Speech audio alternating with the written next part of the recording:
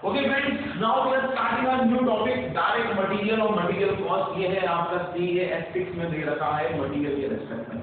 Sir क्या importance है इस चैप्टर की? काफी अच्छी खासी इंपॉर्टेंस है। क्यों? अगर कॉस्टिंग के पॉइंट ऑफ व्यू से देखा जाए तो हमें एक चीज पता है कि मार्केट में देखो बहुत कंपटीशन है और मुझे प्रॉफिट भी ज्यादा कमाना है। तो कंपटीशन की वजह से मैं सेलिंग प्राइस को इंक्रीज नहीं कर सकता। ठीक है, मैं सेलिंग प्राइस को इंक्रीज नहीं कर सकता क्योंकि because of competition, competitor market में बैठे हुए हैं। तो अगर मैं सेलिंग प्राइस इंक्रीज करूंगा तो दूसरे जो कॉम्पिटिटर है वो फायदा उठा के ले जाएंगे और मेरे जो कस्टमर्स हैं वो अब दूसरे परचेजिंग करना स्टार्ट कर देंगे। तो इसलिए मैं सेलिंग प्राइस को इंक्रीज नहीं कर सकता। तो सर क्या करें? तो बेस्ट ऑप्शन हमारे पास क्या है? बेस्ट ऑप्शन हमारे पास ये है कि हमारी कॉस्ट को हम लोग क्या करें? मिनिमाइज करें, उसको कम से कम करने की कोशिश करें। ठीक है, तो कैसे कम करेंगे? तो हम यहाँ पे वही बात करेंगे मटेरियल के रेस्पेक्ट में कि मटेरियल के रेस्पेक्ट में जो मैन्युफैक्चरिंग कंपनीज वगैरह होती हैं, जो प्रोडक्शन वाले होते हैं, वो क्या क्या दुख झेलते हैं बेचारे। ठीक है, उनका दर्द क्या है, हमें वो चीज देखनी होती है। देखो सबसे पहले क्या है कि जो भी कोई मैन्युफैक्चरिंग कंपनी होती है वो अपनी साल भर की एनुअल रिक्वायरमेंट निकाल देते हैं कि हमें कहीं ना कहीं लमसम इतना माल चाहिए होगा पूरे साल भर में। क्यों? क्योंकि सबसे पहले वो अपनी सेल्स फोरकास्ट करते हैं। हमने बजट में एक चीज देखी है कि how we calculate this thing, raw material कितना चाहिए। तो ऐसे कंपनी अपना एक तरीके से annual requirement of raw material जो है वो निकाल लेती है। साल भर में मुझे रॉ मटेरियल कितना लगने वाला है वो हम निकाल लेते हैं, उसको हम बोलते हैं annual requirement of raw material. साल भर में रॉ मटेरियल मुझे कितना रिक्वायर्ड है। अब now this raw material what we are going to do, being a manufacturer, मैं ये सप्लायर के पास जाके उससे खरीदूंगा। ठीक है, तो सप्लायर के पास जाके अगर खरीदूंगा तो क्या मैं सारा माल एक बार में ले आऊं? सर क्या कर रहे हो? अगर मैं सारा माल एक बार में ले आऊंगा तो वो पड़ा रहेगा, मेरी कैपिटल ब्लॉक हो गई। यस और नो सर, कैपिटल ब्लॉक हो गई। कहीं चीज समझ पा रहे हैं आप? मान लीजिए मेरे को 10,000 केजी का माल खरीदना है साल भर में और 4 रुपए की रेट है, 4 रुपीज पर केजी। तो अगर मैं 10,000 का माल लेके आ रहा हूँ, it means I have to pay 40,000 rupees. अब मान लीजिए मेरे पास सिर्फ 45,000 रुपीज ही है, तो 40,000 तो मैंने उसको पे कर दिए। माना कि मेरा माल आके रह गया पर मेरी कैपिटल तो ब्लॉक हो गई ना। अब अगर कल को मुझे किसी को 10,000 की या मुझे 15,000 की रिक्वायरमेंट पड़ जाए तो मेरे पास तो रुपए ही नहीं है। क्यों? क्योंकि मैंने सारा पैसा तो मटेरियल में लगा रखा है। आपको बात समझ में आ रही है? तो मटेरियल खरीद लेना क्या हो गया आपके लिए? आपकी पूंजी जो है वो ब्लॉक हो गई, आपका पैसा ब्लॉक हो गया, मतलब आपका पैसा गया, माल आ गया। अब माल का करें क्या? जब तक इसमें डिमांड नहीं आएगी तो इसके रॉ मटेरियल को बना ही नहीं पाएंगे और धीरे धीरे ही तो बनाएंगे। ऐसा हो तो इसलिए सामने वाला क्या करता है, वो कहता है धीरे धीरे माल बनेगा तो मैं भी धीरे धीरे माल खरीदता हूँ। समझ में आ रही बात? जब हम धीरे धीरे माल को प्रोड्यूस करेंगे तो मैं भी धीरे धीरे क्या करूँ, परचेज करता रहूंगा सप्लाई से। इधर मेरे पास डिमांड रहेगी, प्रोडक्शन मैनेजर बोलेगा कि साहब माल चाहिए खत्म होने वाला है, मैं यहाँ पे क्या कर दूंगा, ऑर्डर प्लेस कर दूंगा। तो इसका मतलब क्या बोला सर कि आप जो है माल को टुकड़ों में मंगवाएं। मैंने कहा बात तो बिल्कुल सही है, माल जो है हमें वो कैसे मंगवाना चाहिए? टुकड़ों में मंगवाना चाहिए। तो मैंने कहा यार एक काम करते हैं, देखो हमें 10,000 रुपए की रिक्वायरमेंट है, हम एक काम करते हैं कि हम 2,000 केजी के सेट में हम लोग माल मंगवाएंगे। इसको हम बोलते हैं क्या? इसको हम बोलते हैं रीऑर्डर क्वांटिटी। क्या बोलते हैं इसको हम बोलते हैं रीऑर्डर क्वांटिटी। मतलब कि जब आप ऑर्डर कर रहे हो तो आप कितनी क्वांटिटी मंगवा रहे हो, जब आप ऑर्डर कर रहे हो तो आप कितनी क्वांटिटी मंगवा रहे हो। आई सेड कि जब भी मैं ऑर्डर करूंगा मेरा 2,000 रुपीज तो 2,000 केजी का आप माल मेरे यहाँ पे भिजवा देना। इसका मतलब कि क्या, मैं साल भर में उनको कितने ऑर्डर देने वाला हूँ? अगर मैं एक बार में उनसे 2,000 केजी का माल मंगवा रहा हूँ और मेरी एनुअल रिक्वायरमेंट कितनी है? एनुअल रिक्वायरमेंट है मेरी 10,000। इसका मतलब 10,000 डिवाइड बाय 2,000, कम से कम मुझे उनको 5 बार ऑर्डर देना पड़ेगा। कम से कम क्या, मुझे 5 बार ही ऑर्डर देना पड़ेगा उनको, तब जाके मेरे पास साल भर में 10,000 केजी का माल आ पाएगा। Clear? But this is not so simple. यहाँ पे जब भी मैं उनको ऑर्डर प्लेस करूँगा ना, हर बार ऑर्डर की कुछ ना कुछ कॉस्ट आएगी। सर ऑर्डर की क्या कॉस्ट आएगी? आप इमेजिन करें, जब भी मैं ऑर्डर प्लेस करूँगा वो चेक करेगा, सारी चीजें होंगी, वो वहां से माल भिजवाएगा, ट्रांसपोर्टेशन लगेगा, रास्ते का इंश्योरेंस लगेगा, ये सब। फिर यहाँ पर माल आएगा, मैं उनको इंस्पेक्शन करवाऊंगा, उनकी क्वालिटी चेक करवाऊंगा। तो जब 2,000 का माल आएगा मतलब कि मुझे हर ऑर्डर पे मेरी क्या आ रही होगी? एक ऑर्डरिंग कॉस्ट आ रही होगी। मेरी हर ऑर्डर पे एक कॉस्ट आ रही होगी। इस कॉस्ट को हम बोलते हैं हमारी ऑर्डरिंग कॉस्ट। ठीक है। मान लीजिए हर ऑर्डर पर मेरी कॉस्ट आती है 1000 रुपए, ट्रांस भाड़ा वगैरह हो जाता है, इंश्योरेंस हो जाता है, क्वालिटी चेक करवाता हूँ, इंस्पेक्शन करवाता हूँ, ये सारी चीजें हमें करवानी पड़ती हैं, ठीक है। तो अब मैंने ऑर्डर प्लेस करा, एक ऑर्डर हो गया भाई 1000 रुपए इस ऑर्डर में खर्च हो जाएंगे, फिर दूसरा ऑर्डर प्लेस करा, दूसरा प्लेस करा तो 2000 रुपए, साल भर में कितने ऑर्डर ले रहे हो आप? 5, मतलब कि मेरे 5000 रुपए तो ऑर्डर प्लेस करने में चले जाएंगे, ऐसा नो। तो यार सर एक काम करते हैं सर और कम कर लेते हैं, आप है ना एक काम करो 2500 मंगवाना चालू कर दो, ठीक है, 4 ऑर्डर रहेंगे, आपकी 1000 रुपए की पास बच जाएंगे। समझ में आ रही कैसे कर रहे हैं आप भाई? अब हमारी ऑर्डर साइज को हम लोग क्या कर रहे हैं? इंक्रीज कर रहे हैं। पहले हम सिर्फ 2000 मंगवा रहे थे केजी, अब हम मंगवाएंगे कितना? 2500 केजी।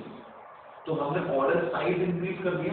तो अब एक बार के ऑर्डर में आपके पास माल कितना आ रहा है? 2500। तो आपको साल भर में चाहिए कितना? 10,000। तो 10,000 divide by your order quantity, कितनी क्वांटिटी आ रही है? 2500। इसका मतलब आपको साल भर में सिर्फ 4 ऑर्डर करने पड़ेंगे और हर ऑर्डर की कॉस्ट जो है वो कितनी है? 1000। इसका मतलब हमारे पास 4000 रुपए का खर्चा आ रहा है, ये सुनो। पर यहाँ पे ही अभी जो दुख है मैन्युफैक्चर का वो खत्म नहीं हुआ। उसके पास जैसे ही 2500 का आ गया, पूरे 2500 एक बार में चल जाएंगे मैन्युफैक्चरिंग के लिए? नहीं, ये 2500 स्टोर्स में रखे जाएंगे। अब स्टोर्स में अगर आप रख रहे हो तो इनको स्टोर में रखने का मेरा खर्चा है सर, स्टोर में रखने का क्या खर्चा है? आप इमेजिन करें, मुझे प्रॉपर स्टोर रूम बनाना पड़ेगा, एक गेट कीपर बैठाना पड़ेगा, उसके लिए उसमें इलेक्ट्रिसिटी वगैरह होगी, केमिकल्स वगैरह होंगे, तो उसके अकॉर्डिंगली रूम को मुझे क्या करना पड़ेगा? स्टोर रूम को मुझे उसके अकॉर्डिंगली उसको रिनोवेट करवाना पड़ेगा। ये तो आप इमेजिन करें, अगर आप जब कभी मॉल वगैरह में जाते हैं तो वैसे सारी चीजें तो एक जगह पे रखी रहती हैं, but if I talk about your sorry if I talk about your like this items, perishable items like fruits, दही, पनीर, घी, ये सब अगर आप देखेंगे तो ये सब कहाँ पे रखे रहते हैं? एक रेफ्रिजरेटिंग रूम में रखे रहते हैं। yes or no? क्यों ऐसा कर रहे हैं? क्योंकि उसको प्रिजर्व रखने के लिए, उसको सही रखने के लिए वो एनवायरनमेंट रिक्वायर्ड है। तो उसके लिए उनकी जो मॉल्स वगैरह है, क्या उनकी एक्स्ट्रा कॉस्ट नहीं आ रही होगी? डेफिनेटली कॉस्ट आ रही होगी। तो किसी गुड को अपने साथ स्टोर करके रखना, उसकी भी हमारी क्या आती है? कॉस्ट। और उस कॉस्ट को हम बोलते हैं कैरिंग कॉस्ट। क्या बोलते हैं उसको? उसको हम बोलते हैं कैरिंग कॉस्ट। मतलब कि गुड्स को हमारे साथ कैरी करने में हमें बहुत सारी कॉस्ट आती है। तो सर ये तो बड़ा लोचा हुआ है, मतलब क्या? अगर हम कम ऑर्डर मंगवाते हैं तो देखो कैरिंग कॉस्ट कम आएगी, है ना? अगर कम माल रखा हुआ है तो कम देखभाल करने की जरूरत पड़ेगी ना हमें, ठीक है। तो अगर कम माल आता है तो कम कैरी कॉस्ट, और अगर कम माल मंगवा रहे हो तो यहाँ पे नंबर ऑफ ऑर्डर्स इंक्रीज हो जाएंगे, तो ऑर्डरिंग कॉस्ट ज्यादा आएगी। समझ में आ रहा है? सर देखो कैरिंग कॉस्ट ज्यादा आ रही है ना आपको, मैंने कहा तो आप एक काम करो, आप 1000 का ऑर्डर देना चालू कर दो, 1000 केजी। इसका मतलब साल भर में मुझे कितने ऑर्डर देने पड़ेंगे? 10 ऑर्डर देने पड़ेंगे मुझे। हर ऑर्डर की कॉस्ट कितनी है? 1000। तो इसका मतलब मेरी कॉस्ट ऑर्डर में कितनी चलेगी? 10 चलेगी। माना कैरिंग कॉस्ट कम हो गई और ऑर्डरिंग कॉस्ट बढ़ गई। सर नंबर ऑफ ऑर्डर कम कर दो, नंबर ऑफ ऑर्डर कम कर दूंगा तो ज्यादा माल ऑर्डर करूंगा, ज्यादा माल ऑर्डर करूंगा, ज्यादा माल आएगा, ज्यादा माल को मुझे कैरी करना पड़ेगा, स्टोर करना पड़ेगा। अगर ज्यादा माल को कैरी या स्टोर कर रहा हूं तो यहाँ पे मेरी कैरिंग कॉस्ट इंक्रीज हो जाएगी। तो सर एक काम करते हैं, काम करना बंद कर देते हैं, बेस्ट ऑप्शन है तो नहीं। तो इस चीज में जन्म किसने लिया है? एक EOQ ने जन्म लिया, जिसको हम बोलते हैं इकोनॉमिक ऑर्डर क्वांटिटी। क्या बोलते हैं इसको? इसको हम बोलते हैं economic order quantity. Economic order quantity का मतलब ये है कि हम कितना ऑर्डर प्लेस करें, कितनी क्वांटिटी का ऑर्डर हम प्लेस करें। जो हम 2000 केजी, 1000 केजी, 2500 केजी ये सब बोल रहे थे ना, तो हम इसके लिए बोल रहे हैं कितना ऑर्डर प्लेस करें, ताकि सो दैट हमारी ऑर्डरिंग कॉस्ट और कैरिंग कॉस्ट दोनों क्या रहे? मिनिमम रहे। हमारी ऑर्डरिंग कॉस्ट और कैरिंग कॉस्ट दोनों क्या रहे? मिनिमम रहे। और लॉजिकली इसको हम ऐसे भी बोलते हैं कभी कभी कि ये दोनों इस लेवल पे क्या होंगी? इक्वल होंगी। ये दोनों इस लेवल पे क्या होने वाली है? इक्वल होने वाली है, ठीक है। तो यहाँ पर हमारा कहने का मतलब है, सबसे पहला टॉपिक जो आपका स्टार्ट हो रहा है मटेरियल कॉस्टिंग में, वो क्या है? Economic order quantity. मतलब कि एक ऐसा क्वांटिटी का लेवल, एक क्वांटिटी का ऐसा लेवल जहाँ पे आपकी ऑर्डरिंग कॉस्ट और कैरिंग कॉस्ट वो क्या होने वाली है? मिनिमम होने वाली है, सबसे कम होगी। तो उसका फॉर्मूला क्या होगा? सब वो लिखते हैं हम, EOQ is equals to what? Under root 2 into A into 4 divided by 3। 2A हो, अब अपॉन सी, ठीक है। इसको ऐसे याद रखना, AO Q is equal to under root 2AO upon C, AO 2AO upon C, ठीक है। ये आपका फॉर्मूला होने वाला है। सर ये क्या होता है, AO क्या होता है ये बताते हैं हम आपको, और under root 2AO upon IC, ठीक है। तो ये क्या फॉर्मूला है सर, आप ये भी बताएंगे। देखो 2 का मतलब है 2, A का मतलब है annual requirement of raw material. What do you mean by A is equal to annual requirement of raw material. जैसे हमारे केस में कितना था 10,000, तो 10,000 annual requirement of raw material हो जाएगा आपका into O। What do you mean by O, O is your ordering cost per order पे कितनी कॉस्ट आपकी आ रही है, पर ऑर्डर पे कितनी कॉस्ट आपकी आ रही है। जब भी आप ऑर्डर प्लेस करोगे कॉस्ट तो आएगी ना, हाँ, तो वही कॉस्ट है। पर ऑर्डर पे कितनी कॉस्ट आ रही है, हमारे केस में कितना था 1000, ठीक है। तो ऑर्डरिंग कॉस्ट पर ऑर्डर कितनी जाएगी आपकी 1000। और what do you mean by C is what carrying cost per unit per annum, carrying cost per unit per annum.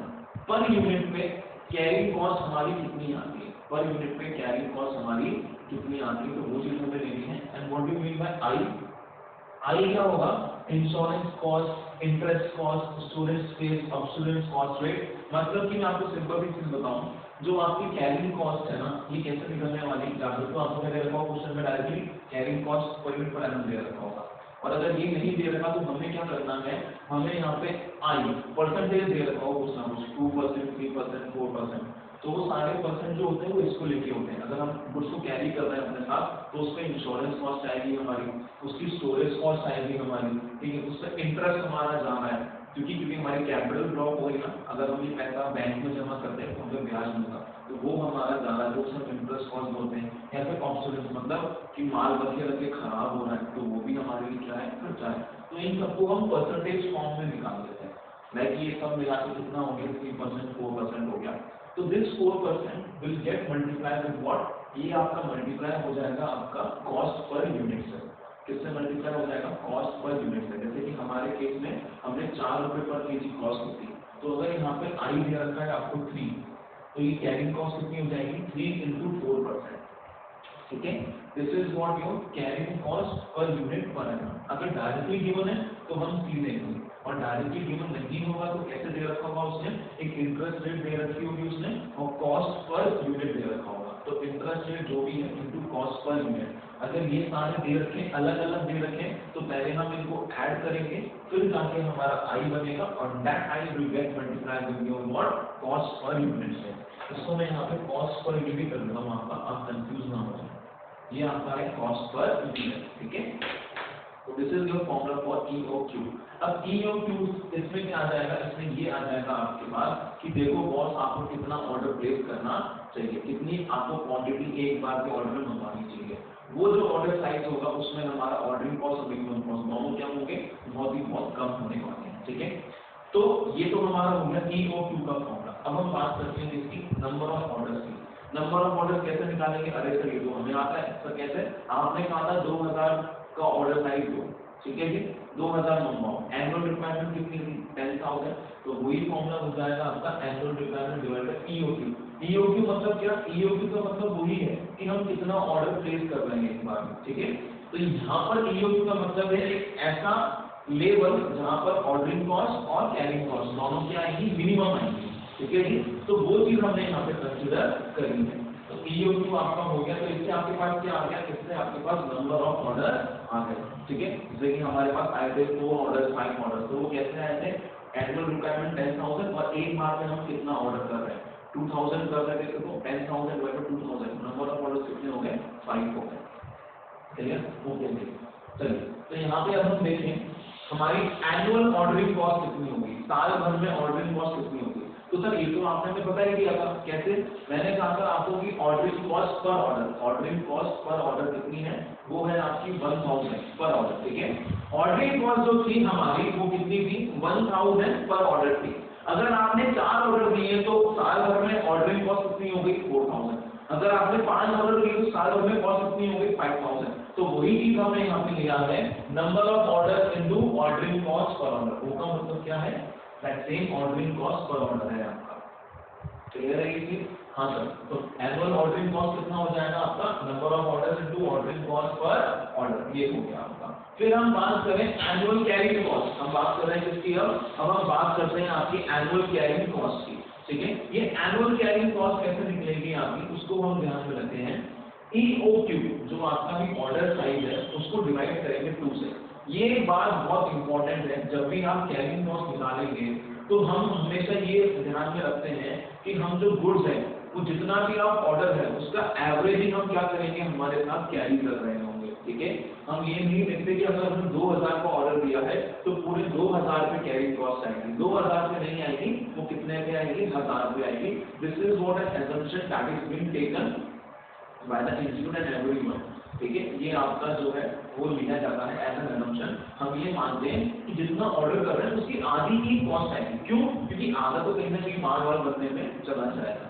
तो एनुअल कैरिंग कॉस्ट कैसे निकलेगी आपकी, EOQ divide by 2 into C। यहाँ पे आप EOQ से कंफ्यूज ना हो, अभी मैंने हर जगह EOQ ही लिया है, पर यहाँ पर अगर आप EOQ नहीं लेना चाहो तो मत लो, पर फॉर्मूले में यहाँ पर ऊपर क्या है कि कितना आपका एक बार में ऑर्डर आ रहा है।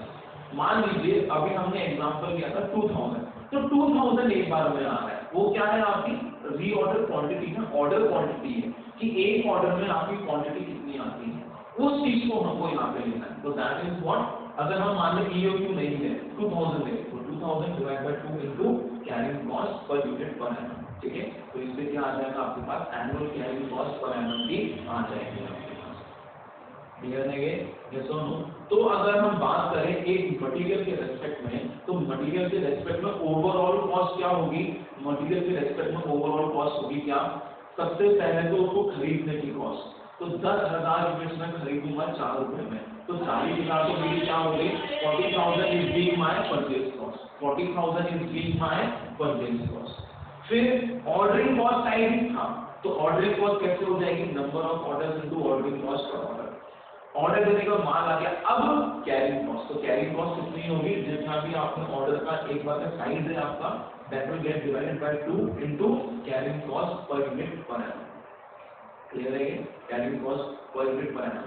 This will be your total cost related to material, ठीक है। मटेरियल का सिर्फ कॉस्ट यही नहीं होती कि बस खरीद के लेके आ गए तो हो गया मटेरियल, परचेज कॉस्ट भी होती है, ऑर्डरिंग कॉस्ट भी होती है और कैरिंग कॉस्ट भी होती है। तो इन तीनों कॉस्ट को मिला के आपके पास क्या आता है कि टोटल मटेरियल में हमारी कितनी कॉस्ट लगी है, ठीक है। यहाँ पर मैं आपके साथ एक छोटा सा एग्जांपल लेता हूँ, उससे आपको चीजें और क्लियर होंगी। Annual consumption of raw material कितना है जी, 10,000 है। Annual consumption of raw material जो है वो कितना है हमारा, 10,000 है। ऑर्डरिंग कॉस्ट पर ऑर्डर वो कितनी, 50, मतलब हर ऑर्डर के प्लेस करने पे हमारी कॉस्ट कितनी आएगी, 50 रुपए आएगी। वो कह रहा है EOQ। अब आप EOQ बोल दीजिए इसको, या फिर आप इसको क्या बोल दीजिए, आप इसको ROQ बोल सकते हैं, ठीक है। ROQ का मतलब क्या, री ऑर्डर क्वांटिटी, मतलब जब भी हम ऑर्डर कर रहे हैं तो उसमें कितनी क्वांटिटी मंगवा रहे हैं। हम बोल रहे हैं भाई 1000 kg ला के दो, हमें कितनी ला के दो, 1000 kg, मतलब हर ऑर्डर में आप 1000 kg मंगवा रहे हो। साल भर में रिक्वायर्ड कितना है आपको, 10,000, तो कितने ऑर्डर दे दोगे आप, तो सबसे पहले क्या निकालोगे आप, नंबर ऑफ ऑर्डर, कितने आ जाएंगे number of order, number of order की मैं डायरेक्ट बताऊं यहाँ पे अगर हम निकाले ऑर्डरिंग कॉस्ट, ऑर्डरिंग कॉस्ट निकालते हैं हम केस 1 में, तो कैसे निकलेगी भाई, देखो सबसे पहले तो 10,000 डिवाइडेड बाय 1000, ये क्या नंबर ऑफ ऑर्डर्स हो गए आपके, हाँ जी, कितने ऑर्डर्स हमें प्लेस करने पड़ेंगे, तो ये हो गए आपके number of order into her order की कॉस्ट कितनी है, 50।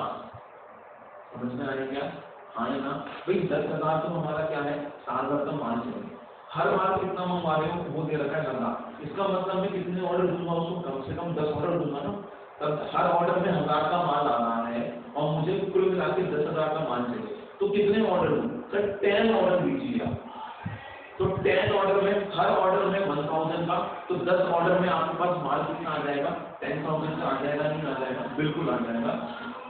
तो हमने यहाँ पे वही निकाला है हमारा नंबर ऑफ ऑर्डर, क्या है हमारा नंबर ऑफ ऑर्डर,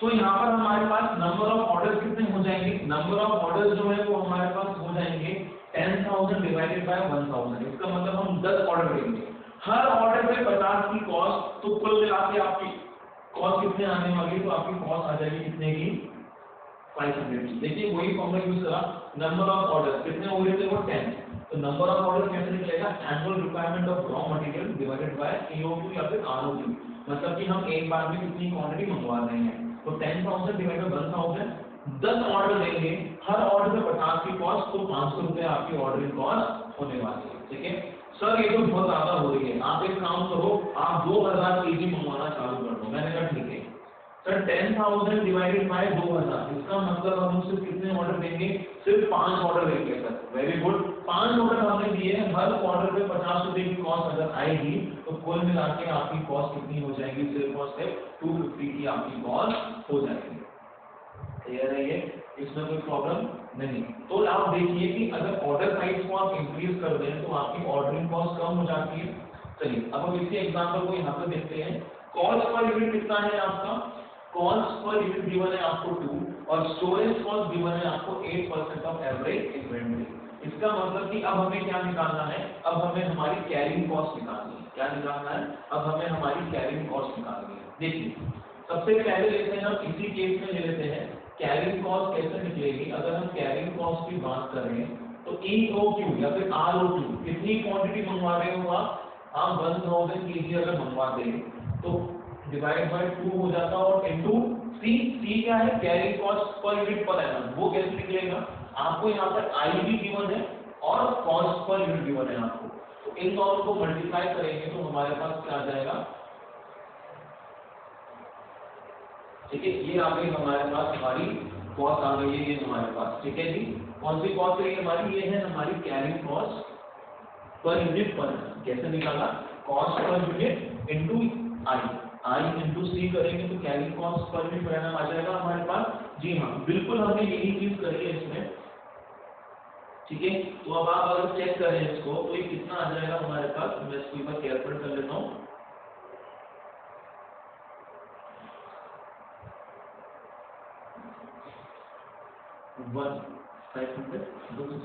ये आ जाएगा आपको कितना, 80 रुपीज। कितना आ गया आपके पास, ये आपके पास आ चुका है 80 रुपीज। इसका मतलब कैरिंग कॉस्ट कितनी हुई, तो हमने फॉर्मूला वही रखा, EOQ मतलब कितनी क्वांटिटी मंगवा रहे हो डिवाइड बाय 2, तो इतनी मंगवा रहे थे हम divide by 2, 500 into carrying cost, वो क्या होगी, carrying cost will be what, यहाँ पे तो दिए रखी हुई क्वेश्चन में, यहाँ पे I और C दे रखा होगा, तो I और C हमने यूज करा वो 0.16 आया, तो कितना हो गया आपका 80।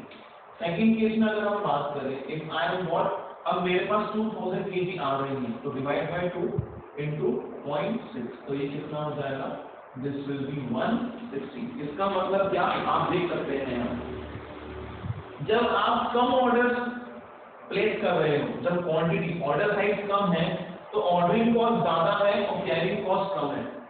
ठीक है, पर जब हम ज्यादा ऑर्डर प्लेस कर रहे हैं तो ऑर्डरिंग कॉस्ट तो कम है पर कैरिंग कॉस्ट क्या है, ज्यादा है।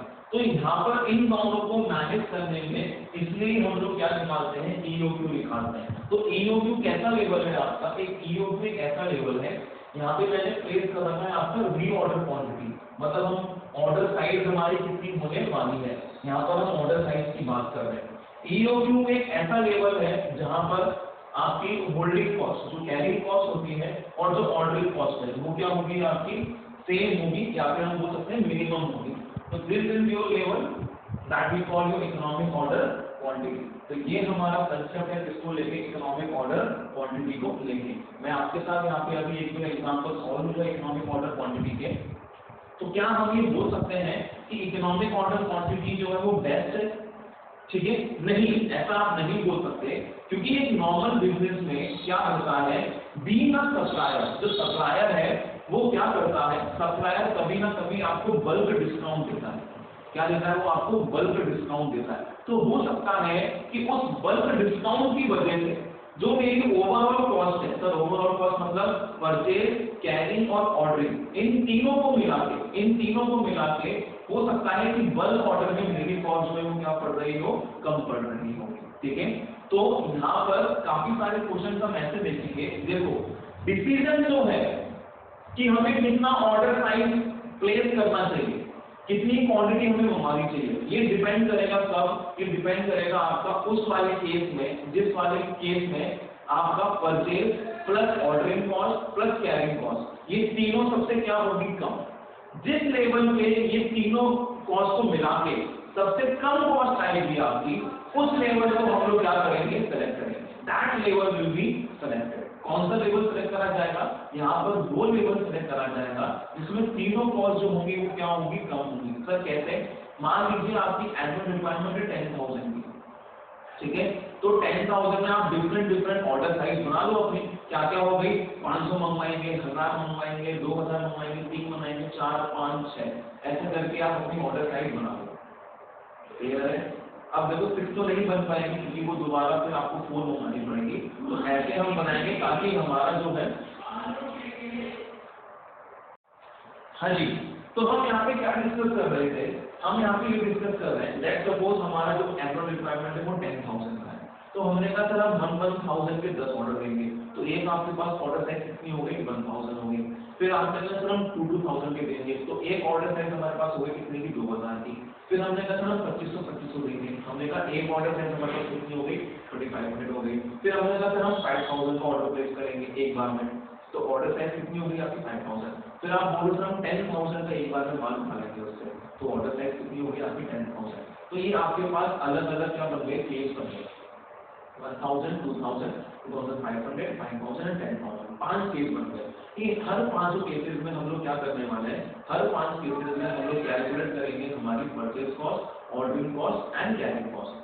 देखो परचेज कॉस्ट तो हर लेवल में सेम रहेगी क्योंकि आप परचेज कितनी कर रहे हो, 10,000 ही परचेज कर रहे हो, पर हम बात करें ऑर्डरिंग कॉस्ट की और कैरिंग कॉस्ट की, तो चेंजेस इसमें आएंगे क्योंकि अगर ऑर्डर आप ज्यादा कम का ऑर्डर दोगे तो ऑर्डरिंग कॉस्ट ज्यादा आएगी, कैरिंग कॉस्ट कम आएगी। अगर आप यहाँ पे अपनी ईओक्यू बढ़ा दोगे या सर्वी ऑर्डर क्वांटिटी इंक्रीज कर दोगे तो नंबर ऑफ ऑर्डर्स कम होते हुए चलेंगे और कैरिंग कॉस्ट आपकी इंक्रीज होती हुई चलेगी।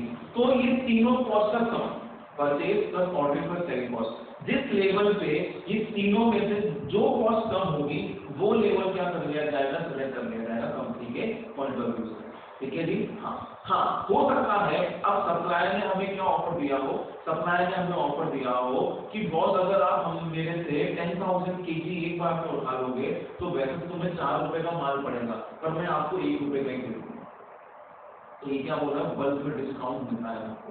तो अगर 1 रुपए का पड़ रहा है तो आप इमेजिन करें आपको कहाँ 4 आप परचेज करोगे छोटे छोटे में, तो 4 आप पे करोगे पूरे 10,000 के लिए, इसका मतलब आपको 40,000 रुपीज पे करने पड़ेंगे। यस और नो, हाँ जी। पर अगर आप 10,000 एक बार में लेके आ जाओ तो आपको सिर्फ 1 रुपए पे करना है, इसका मतलब क्या, आपकी 30,000 कॉस्ट कम हो रही है। अब भले ही ऑर्डरिंग कॉस्ट इंक्रीज हो या कैरिंग कॉस्ट इंक्रीज हो, ऑर्डरिंग कॉस्ट भी कम रहेगी क्योंकि एक ही ऑर्डर प्लेस कर रहे हो, सिर्फ दिक्कत किसमें आएगी, कैरिंग कॉस्ट में। तो भाई अगर आपकी वजह से सेविंग तो देखो ना फिर आप, तो अगर बल्क ऑर्डर सही पड़ रहा है हमें कोई दिक्कत नहीं, तो फिर हम बल्क ऑर्डर की तरफ जाएंगे। ठीक है, तो ईओक्यू भी एक ऐसा लेवल, मैं इसलिए बोल रहा हूँ क्योंकि ईओक्यू भी एक ऐसा लेवल नहीं है, although EOQ is a very good level, ये काफी हेल्प करेगा हमारी, पर अगर मार्केट में अगर हमें बल्क डिस्काउंट मिल रहा है तो फिर हम ईओक्यू साइज का ऑर्डर ना करके जो साइज हमें सूटेबल लगेगा, जिस साइज में हमारी कॉस्ट सबसे कम आ रही होगी, that size will be chosen. तो ये है आपका पहला टॉपिक, इसको लेके ऑर्डर क्वांटिटी को लेके, इकोनॉमिक ऑर्डर क्वांटिटी को लेके, इसके रेस्पेक्ट में हम 2 क्वेश्चन अभी करने वाले हैं।